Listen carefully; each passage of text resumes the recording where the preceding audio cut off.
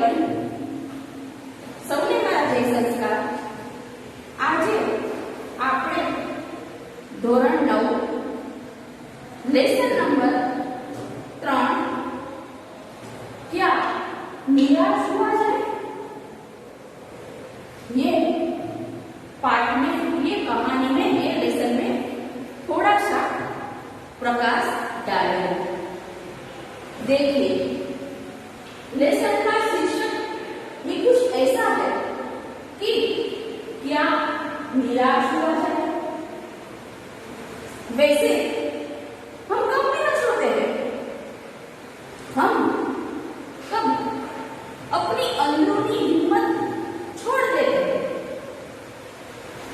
इसका जवाब यह है कि जो हमारे मन के, हमारे हृदय के मुताबिक नहीं होता है, तब हम निराश होते हैं और अपनी हिम्मत हार जाते हैं.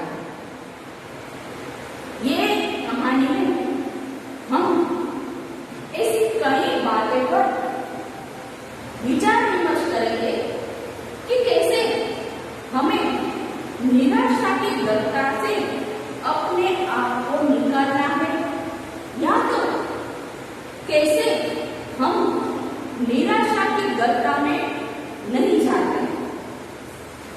निराश होते हैं तब सब दुखी दुखी, सब फीका फीका, सब अच्छा नहीं लगता, ऐसा हमारे मन में विचार आता है.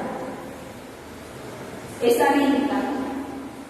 निराशा हमारे मन की अंदर एक दिमाग की तरह अपने अच्छे विचारों को, अच्छे आचारों को खा जाती है. इस कहानी में 2-3 छोटे छोटे ऐसे अवसर भी आते हैं कि हम निराश नहीं होंगे और अंत में सत्य की विजय होती है. जो अच्छे आचार, अच्छे विचार है, वो सदैव जीत जाते हैं. ऐसा इस कहानी से हम मालूम करेंगे.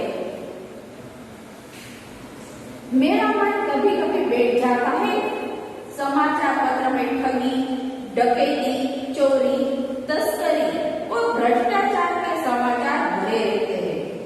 आरोप प्रत्यारोप का कुछ ऐसा वातावरण बन गया है कि लगता है देश में कोई ईमानदार आदमी ही नहीं रहा है. हर व्यक्ति संदेह की दृष्टि से देखा जा रहा है. जो जितने ही ऊंचे पद पर है, उनमें उतने ही अधिक दोष दिखाए जाते हैं. सही बात. आजकल सभी जगह समाचार पत्र में, मीडिया में, टीवी चैनल्स में, मोबाइल में ऐसी घटनाएं मानो के आम हो गई है, साधारण हो गई है, ऐसा स्पष्ट दिखाई देता है. चोरी आम बात, डकैती आम बात, लूट आम बात. सभी गुनहगार खुलेआम अपनी असामाजिक प्रवृत्ति करने में मानव व्यस्त है. एक बहुत बड़े आदमी ने मुझसे एक बार कहा था कि इस समय सुखी वही है जो कुछ नहीं करता. ऐसा नहीं कि जो लोग ऊंचे पद पर है उसे कोई तकलीफ नहीं. उसके पॉइंट ऑफ व्यू से देखा जाए तो उन्होंने बहुत बड़ी समस्याओं का सामना करना पड़ता है, बहुत सारी समस्याओं का हल निकालना पड़ता है, और वो भी लोग तुरंत जानते हैं.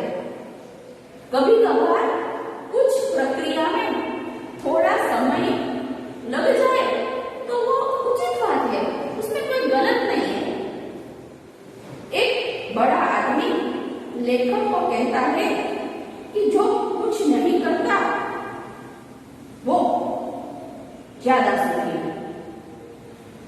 जो कुछ भी करेगा लोग उनमें से दोष खोजने लगेंगे, उसके सारे गुण भुला दिए जाएंगे और दोषों को बढ़ा चढ़ाकर दिखाया जाने लगेगा। दोष किससे नहीं होते हैं? यही कारण है कि हर आदमी दोषी अधिक दिख रहा है, गुणी कम या बिल्कुल ही नहीं। स्थिति अगर ऐसी है तो निश्चय ही चिंता का विषय है।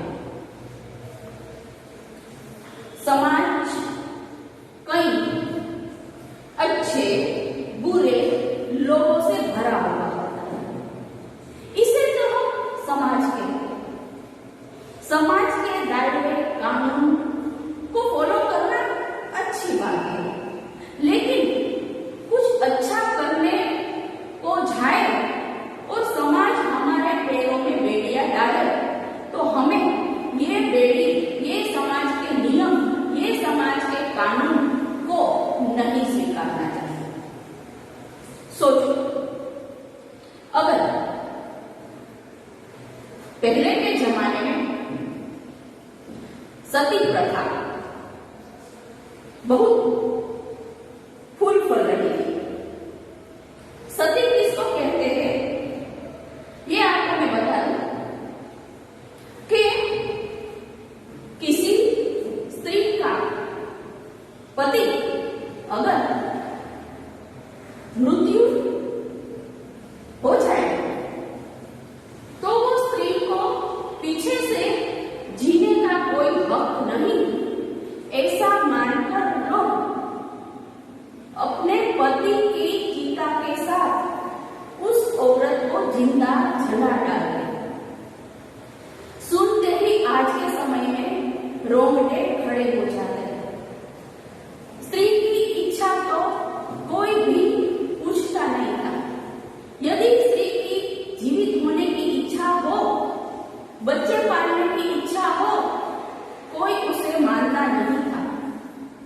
और जब पति की चिता के साथ उसको जलाने की विधि होती थी, तब बड़े ही ढोल नगारे के साथ ये एक उत्सव की तरह मनाया जाता, ताकि अग्नि की ज्वाला से वो स्त्री बचाओ बचाओ मुझे नहीं मरना है ऐसा बोले तो भी कोई सुने नहीं। हो सकता है कि किसी एक दो व्यक्ति के दिल में दया आ जाए और वो उस स्त्री को मौत से बचा ले। ऐसी संभावना न रखते हुए इस समाज ने ऐसा कानून बनाया कि ढोल नगाड़े की आवाज में वो औरत की चीखें दब जाए। राजा राम मोहन राय ने उस सती प्रथा का विरोध न किया और ये घटनाएं अविरत चलती रहेगी। तो सोचो, आज हमारे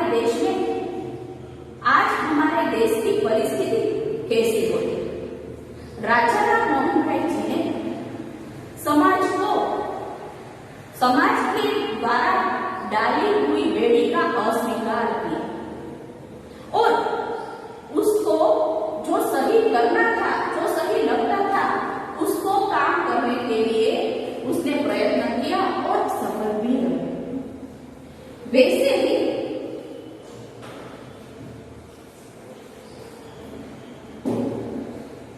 हमें कोई आदमी या कोई बड़ा अफसर कोई अच्छी बात करने की कोशिश करे तो अपना पूरा सहयोग देना चाहिए। क्या यही भारतवर्ष है जिसका सपना तिलक और गांधी ने देखा था?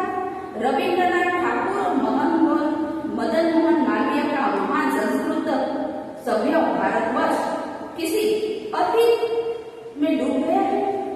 आर्य और द्रविड़, हिंदू और मुसलमान, यूरोपीय और भारत आदर्शों की मिलन भूमि का महामानव क्या सूख जाएगा?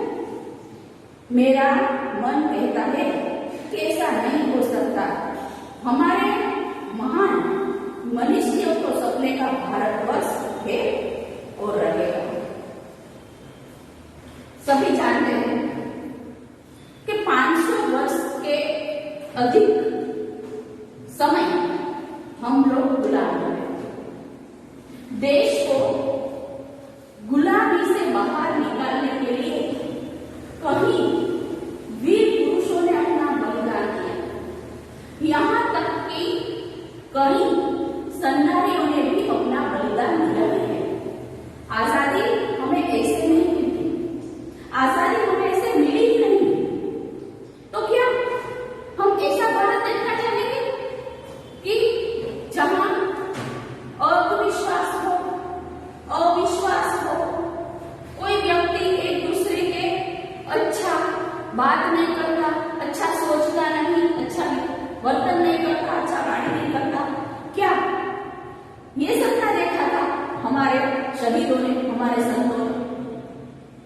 हमारे संतों ने, हमारे शहीदों ने अपने भारतवर्ष को बहुत ही समृद्ध और अच्छा देश बनाने की कोशिश की। हम इतना तो कर ही सकते हैं कि हम अपने देश में शांति और अमन बनाए रखें। इसके लिए क्या जरूरी है? हमें स्वयं को स्वयं शिस्त में रखना चाहिए। हम ही अपना एक दायरा तय करें, वैसे सब लोग ऐसे ही अपना दायरा फॉलो करें तो समाज में कई गलतियां होने से बच जाती है। परंतु ऊपर ऊपर से जो कुछ दिखाई दे रहा है वह बहुत ही हाल की मनुष्य निर्मित नीतियों की त्रुटियों की देन है। सदा मनुष्य बुद्धि नई परिस्थितियों का सामना करने के लिए नए सामाजिक विधि निषेधों को बनाती है। उनको ठीक साबित न होने पर उन्हें बदल भी देते हैं। नियम कानून सबके लिए बनाए जाते हैं, पर सबके लिए कभी कभी एक नियम सुखकर नहीं होते। सामाजिक दायरे में कानून कभी युग युग से परिचित आदर्शों से टकराते हैं, उससे ऊपरी सतत आलोड़ित भी होते हैं। पहले भी हुआ था, आगे भी होगा, उसे देखकर हताश हो जाना ठीक नहीं। मानव मन सदैव भी विधि और निषेधों में उलझा रहता है। सदैव मानव मन पुरानी बातें, पुरानी चीजें को मिटाकर नई चीजें खोजने के लिए आतुर रहता है और महत्वंश पर वो सफल भी होता है। सोचिए, ध्यान दीजिए, पहले के जमाने में संदेशा व्यवहार के साधन थे ही नहीं। ऐसा बोले तो कुछ गलत नहीं। यहां तक कि अपने स्वजन की मृत्यु का संदेश भी बहुत देर से पहुंचता था और बहुत तकलीफ होती थी। समय में बदलाव आया। फिर कुछ लोग संदेशा पास करने के लिए एक आदमी को घोड़े के साथ रवाना करते थे। धीरे धीरे इसमें भी बदलाव आया। चक्र की शोध हुई और वाहन व्यवहार के, संदेशा व्यवहार के बहुत सारे उपकरण आज हमारे सामने मौजूद हैं। पहले के जमाने में डायल करके फोन लगाया जाता था, उसके थोड़े समय बाद बटन दबाया जाता था। आज मोबाइल की देन है। कितना अच्छा आधुनिक उपकरण हमारे पास है। ये मानव ने नहीं देखा है, मानव ने नहीं शोधा है। इसकी शोध हमारे जैसे इंसान ने की है। सोचिए, उसके मन में जो वैज्ञानिक है, उसके मन में पुरानी चीज को हटाकर नई चीज लाना, उसका आविष्कार करने का ख्याल नहीं आया होता तो आज हम जो विविध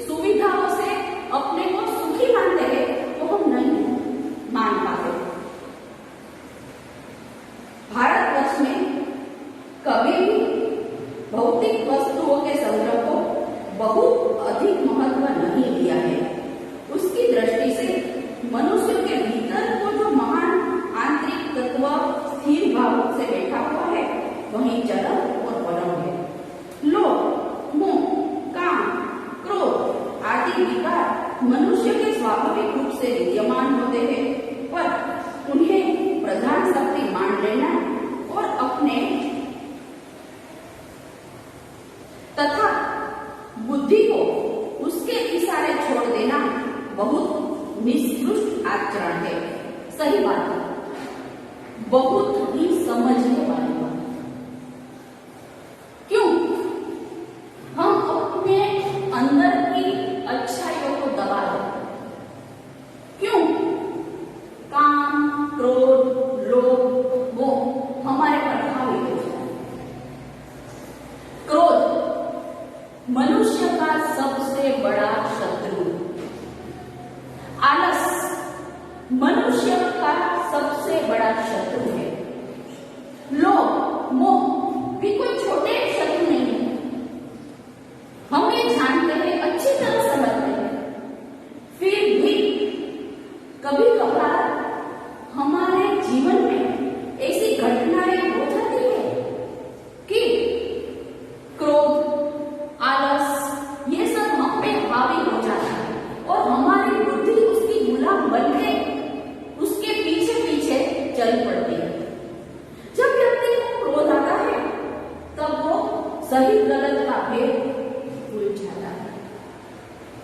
क्या बोलता है ये उसको भान नहीं रहता। ऐसा नहीं करना चाहिए। जो हमारे मन में, जो हमारे हृदय में अच्छे संस्कार है, अच्छी भावनाएं है, उसको कभी भी हारने देना मत। हमारी अच्छी भावना यदि हार गई और ये हार फिक्स हो गई तो हमें बहुत बड़ा नुकसान होगा।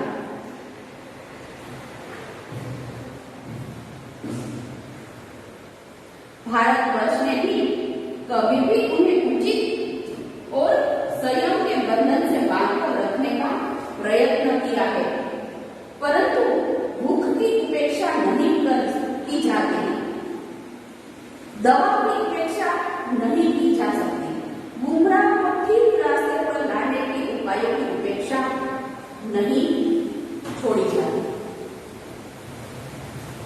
ये भी बात सही है। जो समय, जो काम उचित हो वो तुरंत करना ही चाहिए। यदि हमारे आसपास का कोई व्यक्ति कोई गलत काम कर रहा है तो हमें उसे यहीं पर ही रोक देना चाहिए। जो हम आज उसे नहीं रोकेंगे तो वो कल परसों वो गलतियां करता ही जाएगा, दोहराता ही जाएगा और आगे चलकर ये व्यक्ति बहुत बड़ा गुनहगार बनेगा। हुआ यह है कि इस देश को कोटि कोटि दरिद्र जनों की हीन व्यवस्था दूर करने के लिए ऐसे कायदे कानून बनाए गए हैं जो कृषि उद्योग, वाणिज्य, शिक्षा और स्वास्थ्य की स्थिति को अधिक उन्नत बनाने के लिए लक्ष्य से प्रेरित हो। परंतु जिन लोगों को इन कार्यों में लगना है उनका मन हर समय इस पवित्र और प्राय लक्ष्य को भूल जाते हैं और अपने ही सुख सुविधा की ओर ज्यादा ध्यान देने लगते हैं। आ गया ना मन में। देश में शिक्षा, आरोग्य, वाणिज्य व्यवस्था ये बहुत अहम के नींव के पत्थर है।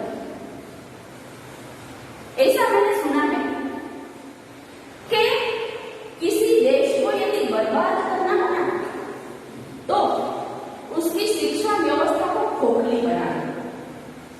आगे चलकर वो देश स्वयं ही खोखला बन जाएगा। और देश को खोखला होने से बचाने के लिए